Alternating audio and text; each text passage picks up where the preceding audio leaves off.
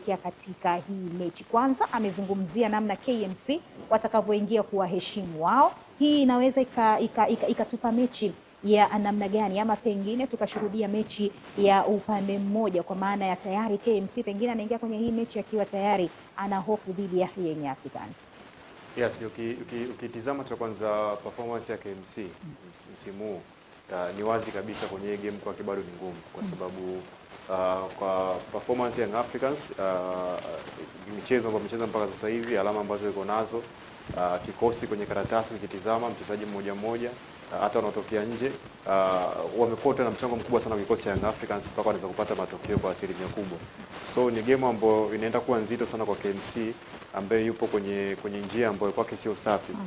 Ni timu ambayo ni ngumu sana kuipa asilimia hata 20 kwenye siku ya leo kushinda mbele ya Young Africans, kwa sababu mimi naona KMC msimu umekuwa ni mbaya sana kwao. Ina game inaenda kuwa ngumu, na hii game ambayo Young Africans inaenda kucheza kwa sababu inaenda kuwa ni game ya muhimu kwake kwenye kuchukua pointi 3.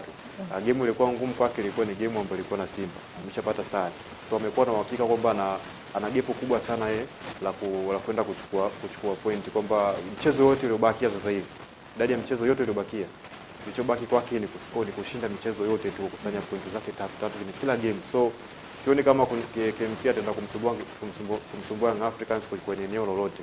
Ninachokiwaza ni kwamba Young Africans kwenye game kama hii kwa upande wangu inaweza ikawa kashinda kwa idadi kubwa magoli tofauti na kufikiria, ila kwa KMC mimi sidhani kama anaenda kutoa challenge yoyote, hata kama ipo kwenye nafasi ambayo ni mbaya. Young Africans naamini kwa upande wa kikosi, aina wachezaji ambao yuko nao, kwa KMC kwangu no kuweza kuchukua ushindi kwa asilimia kubwa.